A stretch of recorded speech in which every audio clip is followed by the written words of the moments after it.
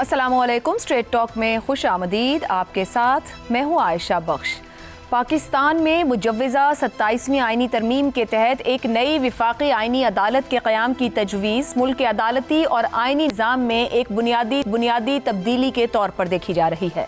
इस अदालत को आइनी तनाज़ात, आइन की तशरीह और बुनियादी हुकूक के मामलात में हतमी अथॉरिटी करार दिया गया है। इस तरमीम के बाद सुप्रीम कोर्ट का आज खुद नोटिस लेने का इख्तियार ख़त्म हो जाएगा और तमाम आइनी नौइयत के मुकदमात अब इसी नई अदालत के दायरा इख्तियार में आएंगे। ज़राए के मुताबिक आइनी अदालत के सरबराह की मुद्दत मुलाजमत 3 बरस मुकर्रर होगी, जबकि रिटायरमेंट की उम्र 68 बरस रखी गई है। यह अदालत दरअसल गुज़श्ता बरस की 26वीं आइनी तरमीम के तहत कायम की गई आइनी बेंच को बाकायदा इदारा जाती शक्ल दे देगी। इसी तरह सदर मुमलिकत को इख्तियार होगा कि वो जुडिशल कमीशन की सिफारिश पर किसी हाई कोर्ट के जज को दूसरी हाई कोर्ट में मुंतकिल कर सकें। तरमीम के मुताबिक अगर कोई जज नई तयनाती या तबादले से इनकार करे तो वो रिटायर तस्वुर किया जाएगा। जजेस का तबादला जुडिशल कमीशन के तहत किया जा सकेगा। लाहौर, कराची, पेशावर और इस्लामाबाद की हाई कोर्ट्स के जजेस के दरमियान तबादले भी मुमकिन होंगे। मजीद ये कि आर्टिकल 179 में तरमीम के जरिए आइनी अदालत के फैसले मुल्क की तमाम अदालतों पर लाजिम होंगे। दुनिया के कई ममालिक में आइनी अदालतों का मॉडल राइज है। जर्मनी में फेडरल कॉन्स्टिट्यूशनल कोर्ट आइनी तशरीह का सबसे बड़ा इदारा है जो विफाकी और सूबाई इख्तियारात के तनाज़ात को तय करता है। इसी तरह से इटली, स्पेन, तुर्की, जनूबी कोरिया, मिस्र और इंडोनेशिया में भी अलग अलग आइनी अदालतें कायम हैं जो सुप्रीम कोर्ट से जुदा काम करती हैं। इसके बरक्स अमेरिका में कोई अलग आइनी अदालत मौजूद नहीं। पाकिस्तान में इस मॉडल के निफाज से बज़ाहिर एक नया अदालती ढांचा तश्कील पाएगा। जहां एक तरफ आइनी अदालत के क़याम को आज़ाद अदलिया के लिए खतरा करार दिया जा रहा है, तो वहीं दूसरी तरफ हामियों के पास भी बड़े मजबूत दलाइल हैं। उनके मुताबिक पाकिस्तान में अदालतों ने जिस तरह वुज़राए आज़मों को बरतरफ किया, इशारों पर फैसले दिए जाते रहे, हुकूमती नताइज को मफलूज करने के लिए सो मोटो लिए जाते रहे, बैनुल-अक़वामी माशी मुआहदों को भी एक लम्हे में अदालती कलम से ख़त्म किया जाता रहा। ऐसे में सवाल यह है कि क्या ये नया इदारा वाकई आइनी तनाज़ात के मुस्तकिल हल का जरिया बनेगा या एक नया इदारा जाती तसादुम पैदा करेगा? क्या इस आइनी अदालत से मुख्तलिफ औकात में उठने वाले आइनी बहरानों का खात्मा हो सकेगा? इन अदालतों में कोर्ट पैकिंग से कैसे बचा जाएगा? और सबसे बढ़कर क्या इनके क़याम से सुप्रीम कोर्ट का बोझ कम होगा? शहरी को इंसाफ के हुसूल में आसानी मिल पाएगी? इसी पर गुफ्तगू रहेगी। पैनल में हमारे साथ हैं हसन निसार, शहजाद चौधरी, रजा रूमी और इफ्तिखार अहमद साहब। प्रोग्राम का सवाल आप सभी के लिए। 27वीं आइनी तरमीम क्या विफाकी अदालत का क़याम अदलिया में एक नया तवाज़ुन लाएगा या इदारा जाती ताकत की नई कशमकश को जन्म देगा? शहजाद चौधरी साहब, एक नई विफाकी आइनी अदालत का क़याम होने 27वीं तरमीम के ज़रिए बेंच को अभी तो उसके अंदर लाया जा रहा है, उसके अंदर कुछ मज़ीद चीज़ें भी हैं, मगर सवाल यहाँ ये पैदा हो रहा है कि वो बैलेंस और वो बातें जो कि नहीं मुमकिन हो पा रही थी, क्या इस अदालत के क़याम के बाद वो मामला जो आइन से मुतल्लिक़ हैं वो अलहदा से तय हो जाएंगे, वेल सेटल्ड होकर चीज़ें आगे बढ़ेंगी, एक बेहतरीन स्ट्रक्चर देने जा रहे हैं, या कशमकश और कॉन्फ्लिक्ट हमें आने वाले दिनों में और ज़्यादा देखने को नज़र आएगा? बहुत ज़्यादा खोल दिया, लेकिन बहरहाल देखिए, बात यह है कि अभी तक हमें यह नहीं पता लगा कि इसकी ज़रूरत क्यों महसूस की गई। आपने कहा कि आइनी मामलात, कौन से आइनी मामलात हैं जो खुले हुए हैं, इसका भी अंदाज़ा नहीं है। चंद नंबर हैं जो मेरे पास हैं, जो कि मैंने पिछले चंद दिनों में नोट किए, वो मैं आपसे शेयर कर लेता हूँ। हमारे पास सुप्रीम कोर्ट में इस वक्त जो पेंडेंसी है, यानी वो मुकदमा जो ज़ेर अल्तवा है, जो अभी इनका ट्रायल हो रहा है या जो ज़ेर अल्तवा है, वो पूरे पाकिस्तान का 2.5% है जो सुप्रीम कोर्ट के अंदर है। उसके अंदर कॉन्स्टिट्यूशनल बेंच भी शामिल है। 50,000 के करीब केसेस हैं जो कि पेंडेंसी के अंदर है सुप्रीम कोर्ट के अंदर, कॉन्स्टिट्यूशनल बेंच इंक्लूसिव। उसके बाद उन 50,000 में से सिर्फ 14.5% हैं जो कि आइनी केसेस हैं, जिसके लिए एक आइनी कोर्ट बनाया जा रहा है। यानी अगर आप हाई कोर्ट और सुप्रीम कोर्ट को भी ले लें तो उसके अंदर 20% पाकिस्तान, मुकम्मल पाकिस्तान के केसेस हैं जो कि इन कोर्ट्स में, 80% उससे ज़ेली अदालतों में। तो फिर फोकस इतना जो यहाँ पे है वो सवाल तो खड़े करेगा ना। और उसके बाद अभी तक ये नहीं समझ आई कि आइनी बेंच ने क्या नहीं किया जो कि आइनी कोर्ट करने जा रहा है। अच्छा, दूसरी बात आपने कहा कि क्या इनके आपस में बीच में कोई इदारा जाती टेंशन क्रिएट होगी और तवाज़ुन कायम हो जाएगा? तवाज़ुन कायम बिल्कुल हो जाएगा। इस तरह होगा कि जहां जजेस जिनकी टेन्योर, जिनकी अपॉइंटमेंट, जिनकी सर्विस, जिनकी रिटायरमेंट मुकम्मल तौर पर एक जुडिशल कमीशन के हाथ में होगी, जिसके अंदर जो पलड़ा है वो हमेशा हुकूमत का भारी होगा, उसमें क्या है, अटॉर्नी जनरल है, बाकी कुछ हुकूमत के नुमाइंदे हैं जो कि हमेशा इन जो कि अपॉइंटमेंट की गई या जो की जाएंगी उसके अंदर दोनों चीफ जस्टिस को मिला के, तो हमेशा पलड़ा एक साइड का भारी रहेगा। इसका मतलब है कि जब मुकम्मल तौर पर आपके टर्म्स ऑफ सर्विस के हिसाब से आपका काबू है, यानी जज आपने काबू में कर लिए, तो फिर तो तवाज़ुन ही तवाज़ुन है ना, फिर तो कोई जरूरत ही नहीं है किसी परेशानी की। एक मैं जरूर मेरा ख्याल में सजेशन देना चाहूंगा, क्योंकि एक तजर्बा है ना, हम तजर्बा कर रहे हैं, इस तजर्बे को हम देखना चाहते हैं कि क्यों नहीं। लेकिन तजर्बा का जब आप आइन को इतनी तेजी से बनाते हैं ना, तजर्बा का यानी ये 2/3 अक्सरियत आ गई, इसने एक तजर्बा कर दिया, अब और 2 साल बाद कोई और 2/3 आ जाएगी, वो एक और तजर्बा करेगी। जब आप आइन को इतना तेजी से तब्दील करोगे तो ये इसकी जो हकीकत है, जो वक़्त है, वो बिल्कुल खत्म होकर रह जाएगी। तो हम उस रास्ते पे चल पड़े हैं। हम पहले तो कहते थे ना कि ये जो डिक्टेटर आते हैं वो ये काम करते हैं, अब तो डिक्टेटर नहीं आते, अब हम खुद अपने तौर पे ये काम करते हैं। तो इसलिए वो आइन जिसकी अपनी एक, क्योंकि आइन के अंदर कौन से मसले हैं, जब 73 में आइन बन गया, सिग्नेचर्स हो गए, सारे मान गए, अब कौन सी आइनी मामलात हैं जो कि हम आइनी अदालतों में लेके जाना चाहते हैं? हम क्यों स्टेबलाइज नहीं करते उस आइन के साथ जो कि हमारे सामने आ गया? सजेशन की मैंने बात की थी। जिस तरह आप फेडरल कॉन्स्टिट्यूशनल कोर्ट बनाना चाहते हैं ना, सुप्रीम कोर्ट को आप सुप्रीम कोर्ट ऑफ पाकिस्तान का, मैंने जो सुना है कि सुप्रीम कोर्ट ऑफ पाकिस्तान नहीं होगा, सिर्फ सुप्रीम कोर्ट कहा जाएगा, जो कि असल में फेडरल कॉन्स्टिट्यूशनल कोर्ट के नीचे होगा, यानी इसके अहकामात उस पर लागू नहीं होंगे। पैरेलल का भी लफ्ज इस्तेमाल हो रहा है गालिबन। हाँ, फेडरल कॉन्स्टिट्यूशन, लेकिन जो लिखा हुआ है, जो जो जो जो जो उसमें है, जो उसमें लॉ के प्रपोजल के अंदर है कि फेडरल कॉन्स्टिट्यूशनल कोर्ट के जो अहकामात हैं वो लागू होंगे सुप्रीम कोर्ट पे, और सुप्रीम कोर्ट के जो अहकामात हैं वो उस पर लागू नहीं होंगे। तो वो एक हायरार्की बन जाती है।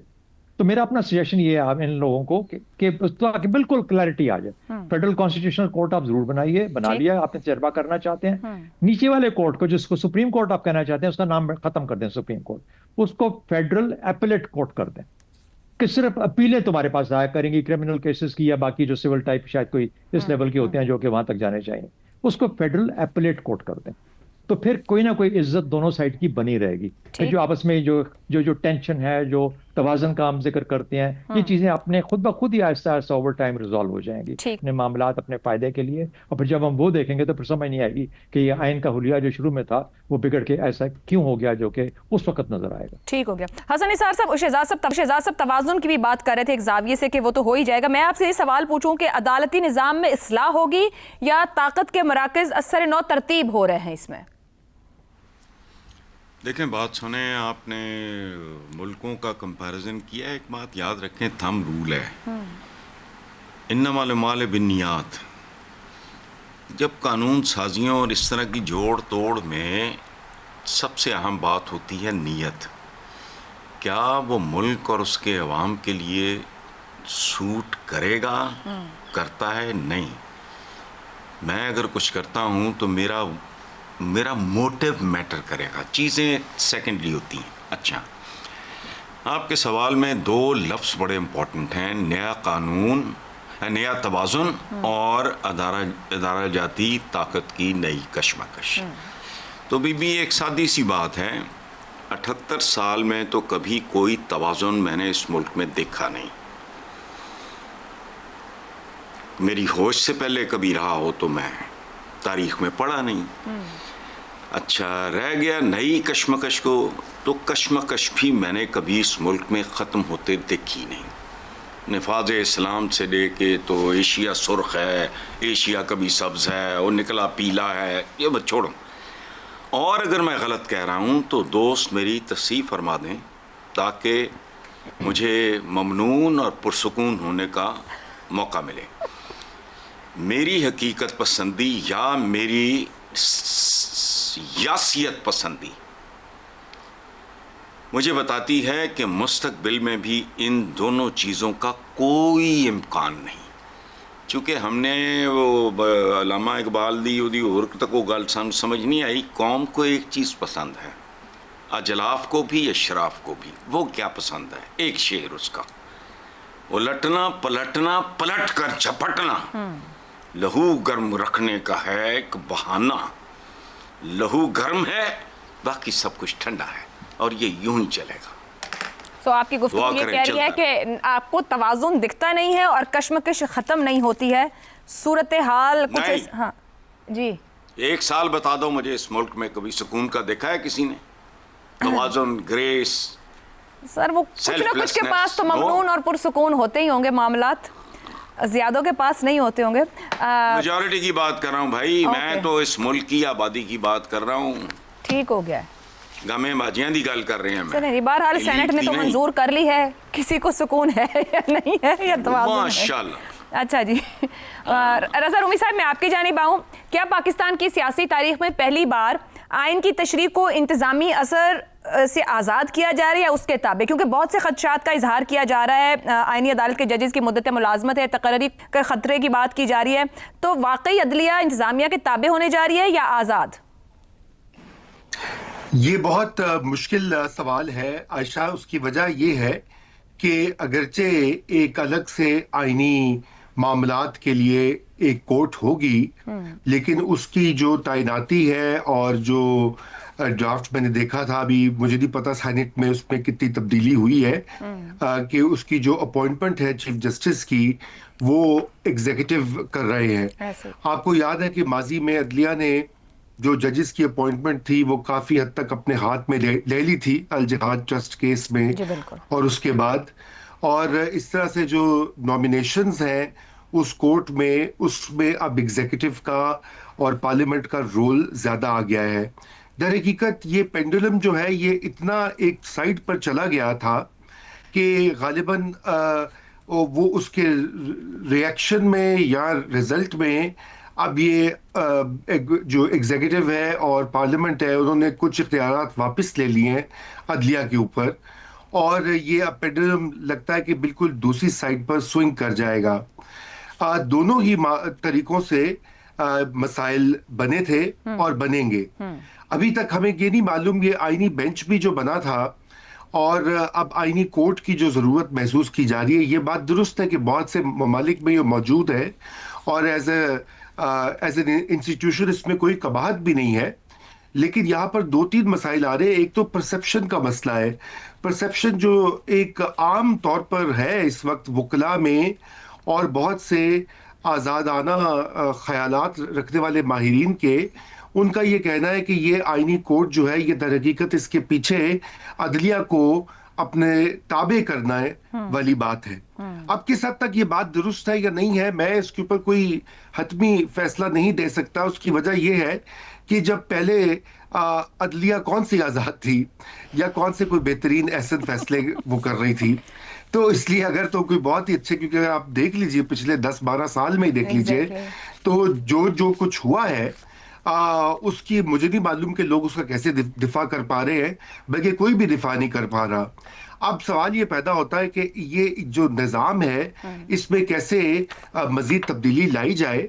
और मैं इसको दूसरी तरफ से भी देखता हूँ, अगर आप बिलअमूम ये पूरी 27th अमेंडमेंट देखें और 26वीं भी देखें, तो दरअसल पॉलिटिकल साइंस में ये इसको देखा जाता है कि ये जो अशराफिया है या रूलिंग क्लास जो है, ये उसके अंदर जो एडजस्टमेंट्स हो रही हैं, उनके अंदर जो लड़ाई झगड़े और जो फसाद बरपा था, ये उसका जवाबी वार है।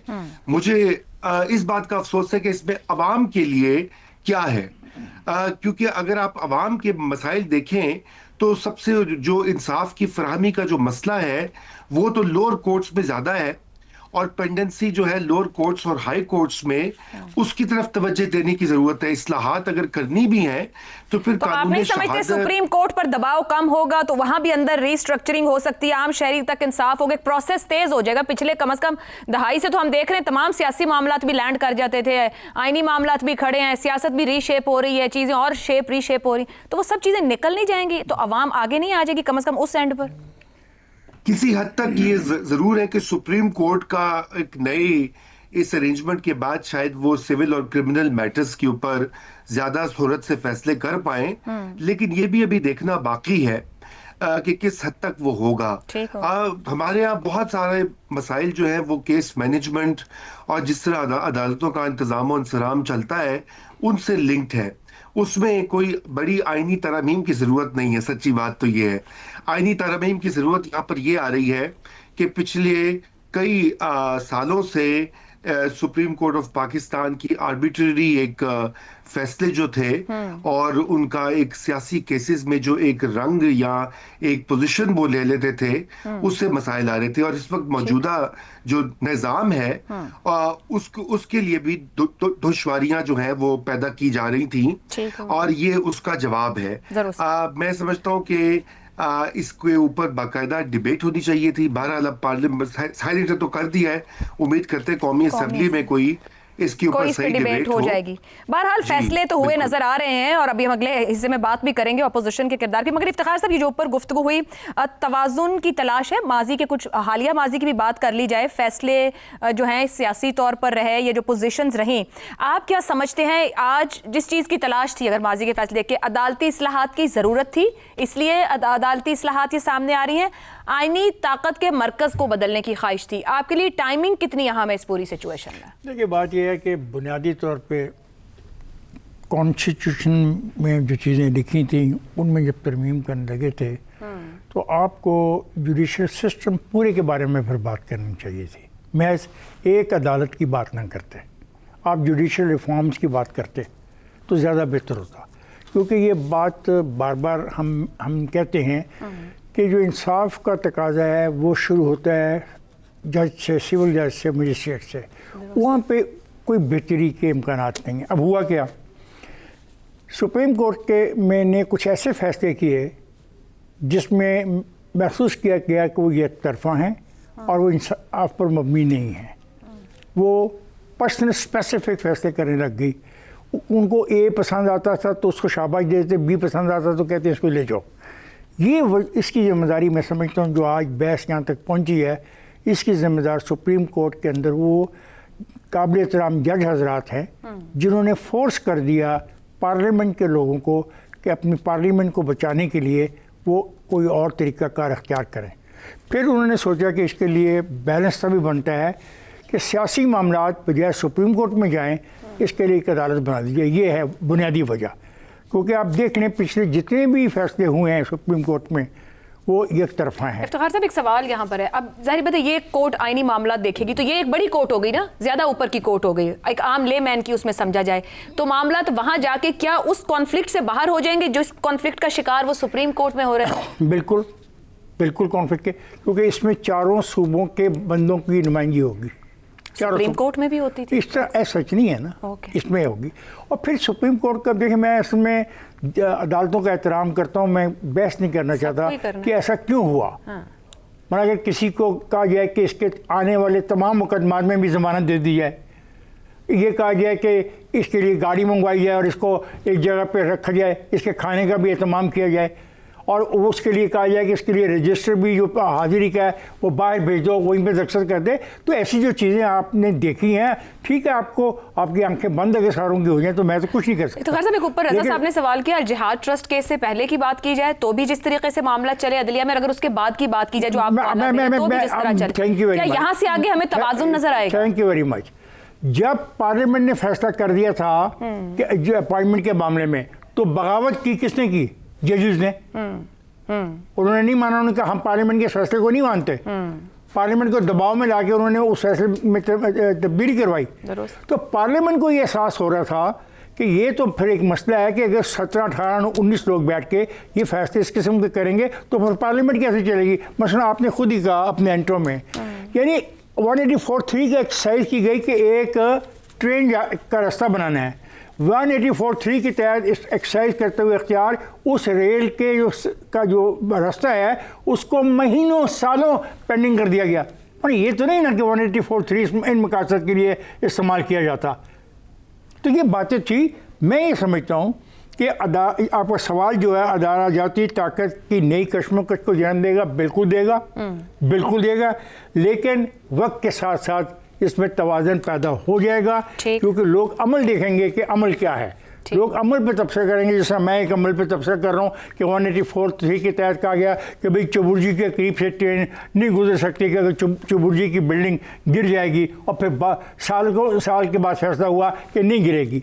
तो इस किस्म के जो वाक़यात हुए हैं उन्होंने मजबूर किया पार्लियामेंटेरियन को कि भाई ये तो बहुत ज़्यादा है कि पार्लियामेंट फैसले करे और उसका इस तरीके से मजाक तो ख्याल लफ्ज़ नहीं, मैं इसको डिले किया जाए। अपने पार्लियामेंट ने अपना इख्तियार इस्तेमाल किया है। एक ब्रेक लेते हैं, तो बात करेंगे। सेनेट में 27वीं तरमीम की मंजूरी हुई है शिकवार। अपोजिशन ने वॉकआउट किया है और गैर मौसर सा एहतजाज रहा। ये तक कहने को मौजूद नहीं रहे कि हम भी हैं पर खिलाफ हैं। ब्रेक के बाद इस पर गुफ्तगू करेंगे।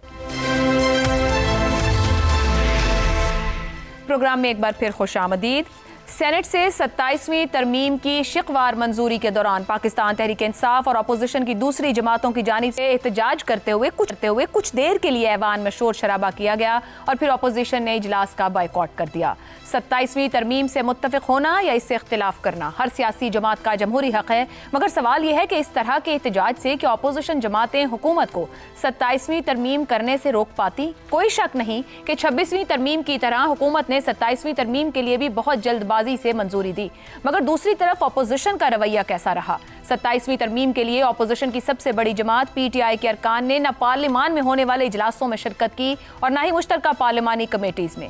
यह दुरुस्त है कि हुकूमत अददी अक्सरियत की बिना पर इन तरमीम को मंजूर करवा लेती, मगर इसके बावजूद अगर PTI इन इजलासों में शरीक होती तो वो ज्यादा मौसर अंदाज से अपना नुक्ता नजर रख सकती थी। वुकला आईनी माहिरीन ही नहीं बल्कि आम पाकिस्तानी को भी अपने तहफ्फुजात को ज्यादा बेहतर अंदाज में पेश कर सकती थी। इन इजलासों में शिरकत के बाद भी अगर उसके किसी तरमीमी नुक्ते को मंजूर ना किया जाता तो उसके इख्तिलाफ में ज्यादा दम होता। यूं सेनेट में शोर शराबा और फिर इजलास का बॉयकॉट करके अपोजिशन जमातों को हासिल क्या हुआ। ऐसे में बड़ा सवाल यही है कि हुकूमत ने जिस तरह से इस तरमीम को मंजूर करवाया और फिर अपोजिशन ने जिस तरह का गैर मौसर एहतजाज किया, ये सब पानी का एक बुलबुला साबित होगा या इसके सियासी असरात सामने आएंगे। PTI और अपोजिशन जमातों की तरफ से सड़कों पर एहतजाज करने के दावे किए जा रहे हैं। जाहिर है कि एहतजाज के लिए अवाम की हमायत दरकार होगी, तो क्या अब की बार अपोजिशन अवाम को ये बावर करवा पाएगी कि उनका एहतजाज एक शख्स की बहाली के लिए नहीं बल्कि पाकिस्तान में जमहूरी और अवाम के हुकूक से जुड़ा हुआ है? क्या अपोजिशन जमातों और उनके रहनुमाओं की तरफ से इतने शऊर की तवक्को रखी जा सकती है? इसी पर गुफ्तगू रहेगी। पैनल के लिए सवाल। सेनेट में 27वीं तरमीम की शिकवार मंजूरी, अपोजिशन का गैर मौसर एहतजाज, एक और ला हासिल मश्क या किसी बड़े एहतजाज का पेश खैमा? हसन निसार साहब, आपके ख्याल में अपोजिशन ने अभी तो पार्लियामान से वॉकआउट किया, मौजूद नहीं रहे, खड़े होकर ये भी नहीं कहा कि हमें ये शिक पसंद नहीं या हम इस बात के खिलाफ हैं, गायब हो गए वहाँ से। अब एहतजाज के ऊपर तकिया किए हुए हैं, क्योंकि ला हासिल मश्क है या वाकई इतना दम रखते हैं कि सड़कों पर कोई बड़ा एहतजाज कर पाएंगे? देखें, बात सुने। हमारे मुल्क में जहालत, गुर्बत, बीमारी, बेरोज़गारी वगैरह वगैरह के अलावा और कुछ भी मैटर नहीं करता। और जहाँ हुकूमतें मैटर ना करें वहाँ अपोजिशन बेचारी किस बाग की मूली या गाजर है। कोई मौजा हो जाए तो मैं कह नहीं सकता, और मौजों का ज़माना वैसे मेरा ख्याल जा चुका है।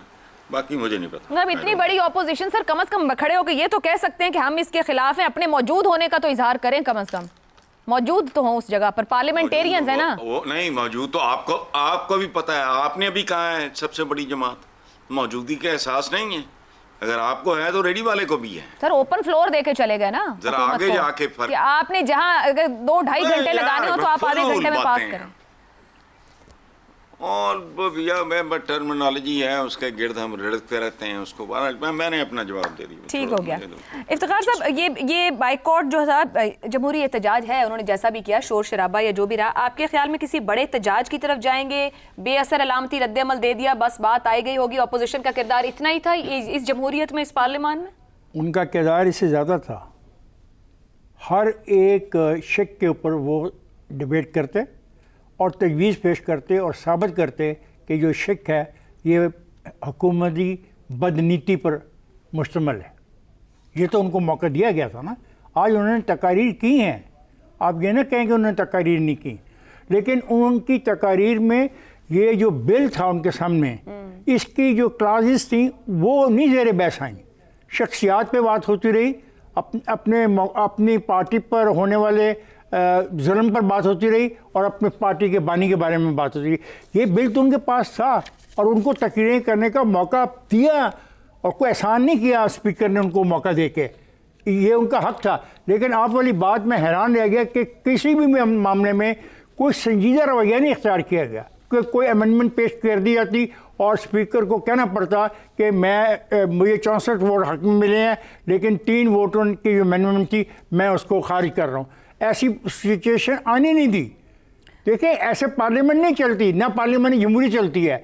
आपको फाइट करना पड़ता है हर क्लॉज के ऊपर कि जनाब यहाँ पे हम मुतालबा करते हैं लफ्ज इफ नहीं होगा बट होगा। पर अगर हर क्लॉज के बाद वो खड़े होते तो उनको चेयरमैन साहब वक्त देते कि आइए बिल्कुल, मैं कहता हूँ डिबेट हुई है, आपने हरमन देखा नहीं अपना सेनेट का एक बार मंजूरी शुरू हुई, मैं उस वक्त की बात नहीं तो वो तो अगर उसके पास कोई तरामीम आई होती, अगर तजावीज आई होती तो फिर उस पर वो बात करता है। वो तो कमेटियों में भी ना बैठे, वो मौजूद नहीं थे। ये ना ये उनका रवैया गलत है। अब सवाल ये है कि यहाँ पे तो जिन्होंने एहतजाज करना था पार्लियामान के अंदर वो शोर किया और वो वॉकआउट कर गए हैं, क्या यहाँ से बाहर वो कोई मौसर एहतजाज कर पाएंगे या बस एक सियासी तमाशा बन जाएगा?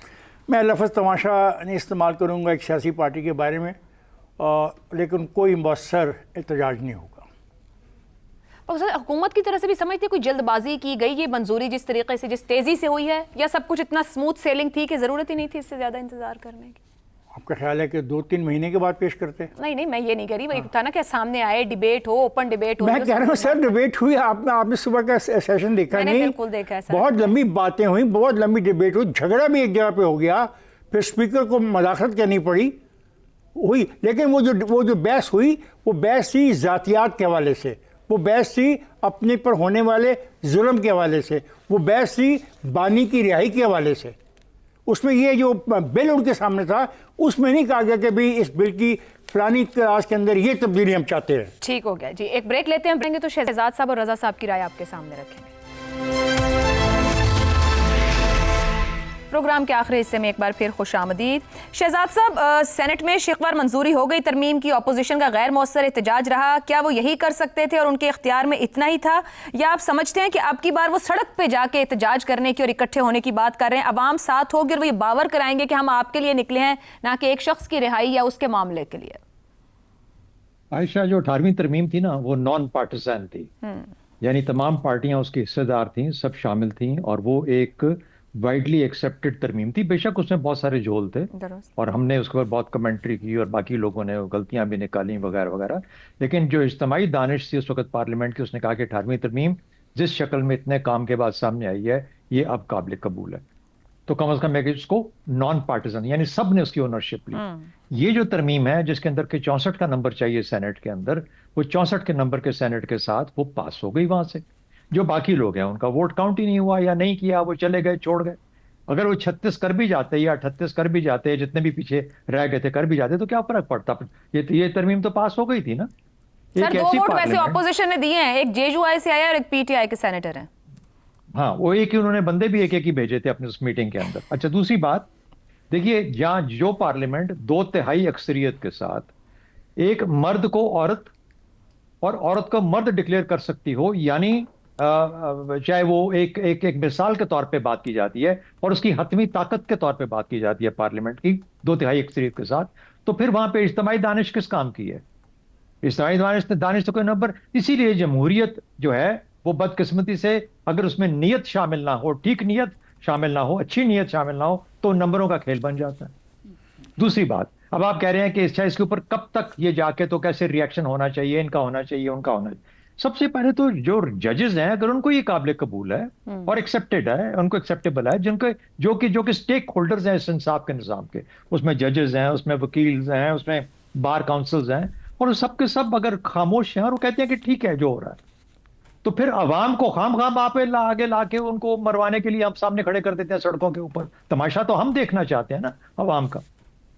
ये जो स्टेक होल्डर्स हैं ये सब शांत हैं, खामोश बैठे हों, तो इसका मतलब ये हुआ जो लिबरलिस्ट है, जो जमहूरियत पसंद है, जिसको फंडामेंटल राइट्स का कोई ख्याल है, इंसाफ के निज़ाम का या इंसाफ की हसूल का या इंसाफ की डिलीवरी का कोई ख्याल है आम आदमी के लिए, या जब तक वो सामने नहीं आएंगे उस वक्त तक हम किस तरीके से अवाम को खामखा निकाल सकते हैं? तो ये तो आज स्टेक उन लोगों का है जो कि इसके हिस्सेदार हैं। जब तक वो आवाज नहीं उठाएंगे कोई और बंदा आवाज नहीं उठाएगा। बाकी आपकी बात ये कि असूल क्या कहता है? असूल तो कहता है आवाज उठानी चाहिए, असूल ये कहता है, लेकिन हकीकत पसंदी ये कहती है कि ऐसी आवाज का फायदा कोई नहीं है। तो जब तक स्टेक होल्डर्स नहीं उठाएंगे उस वक्त तक कोई सामने नहीं आएगा। Why push the people. ठीक हो गया जी।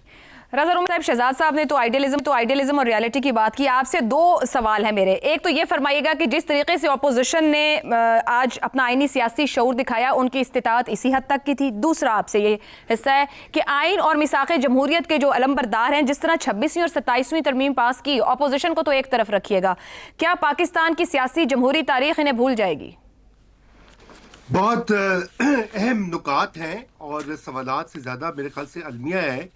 पहली तो ये बात है कि ऑपोजिशन ने बहुत सी कमेटियों से इस्तीफे दे दिए हुए थे और उसकी बिल्कुल मंतक समझ में नहीं आती, क्योंकि जो भी नतीजा निकले उनको उन कमेटीज़ में पार्टिसिपेट करना चाहिए था, अपनी तजावीज़ देनी चाहिए थी। जो अपोजिशन का एक रोल होता है, जो उनका काम होता है, हमने देखा है और दुनिया भर में जहां भी पार्लिमानी सिस्टम है, अपोजिशन भी वोट करती है, चाहे उसके नंबर भी कम हो, वो अपनी जो अददी एतबार से जो उनकी पावर है वो उसको शो करते हैं और कम से कम वो रिकॉर्ड के ऊपर सब कुछ आता है कि उस वक्त किस ने क्या अपोज किया था। मगर तकरीर जरूर हुई आज और लेकिन वो नाकाफी है। ये एक गैर संजीदा रवैया है बदकिस्मती से, क्योंकि बहुत सारे इसमें कॉम्प्लिकेटेड मसाइल हैं। एक तरफ तो पीटीआई ये कहती है कि वो उनको ये असेंबलियां मंजूर नहीं है, ये फॉर्म 47 की पैदावार है या वगैरह वगैरह। दूसरी जानिब सारे के सारे वो जो हैं वहाँ पर बैठे भी हैं, बरात भी लेते हैं, तो एक अजीब गरीब खिचड़ी पकी हुई है। और रही बात रूलिंग कोलिशन की, तो बिल्कुल ये याद रहेगा, तारीख भी इसको याद रखेगी, क्योंकि देखिए इस तरह से इतनी उजलत में आइन के ढांचे में तरमीम करना ये भी पार्लिमानी जमहूरियत के मनाफी है। इसके ऊपर और बहस होनी चाहिए थी, जैसे मैंने पहले आपसे अर्ज किया, और इसके ऊपर बाकायदा पब्लिक डिबेट होनी चाहिए थी। ये जो हम बातें यहाँ पर कर रहे हैं, ये दर हकीकत कई दिनों हफ्तों कमेटी में होनी चाहिए थी, ताकि शिक दर शिक जो है इसमें कोई सुकम ना रहे।